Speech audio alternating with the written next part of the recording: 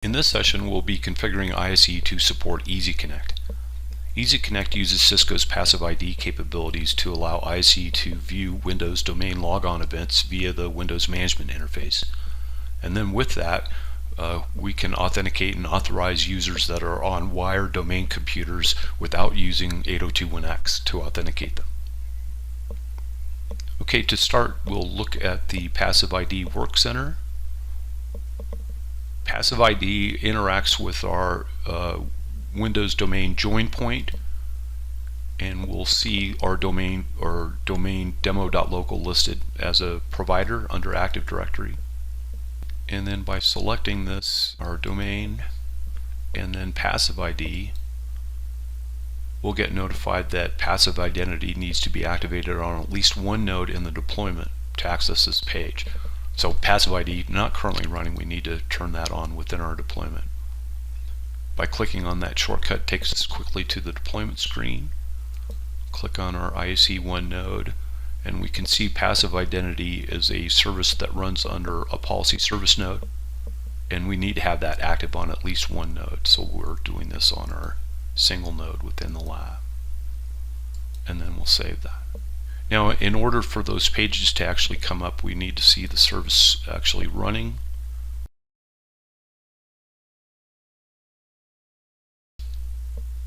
And we can see the services related to passive ID are still currently disabled. We'll wait about 2 or 3 minutes for those services to start, and we'll pause in the meantime and come back after those services have been activated. Okay, picking up where we left off, our passive ID services are now all running, as we can see here. Again, this takes about 2 to 3 minutes and does not require a reboot of the node in order to activate the passive ID capabilities.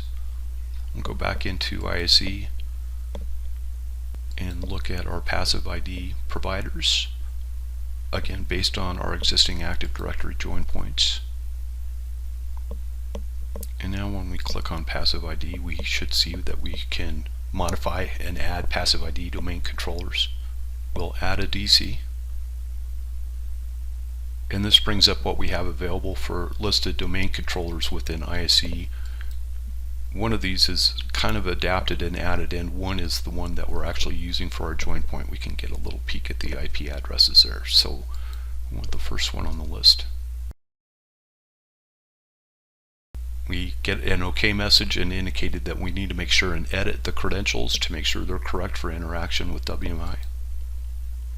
We see our demo.local listed there, and we'll edit that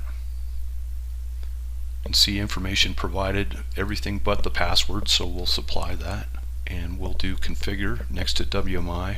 Before we select configure, notice that we as an alternative to interacting with WMI, which modifies privileges for our domain user here, or domain administrator here, to be able to view those WMI logon events. An alternative could be to install an agent on that domain controller, and that would be an alternative to the WMI access that we're doing here.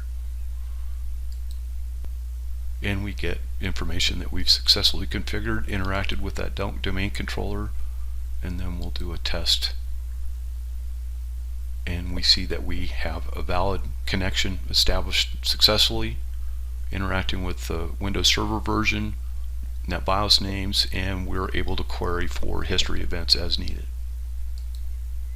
And we'll save this. And then as a last step, we'll do the piece that actually goes and configures the necessary pieces as related within WMI, does a quick configuration here, and we see successful configuration of one domain controller with respect to passive ID capabilities and WMI interaction.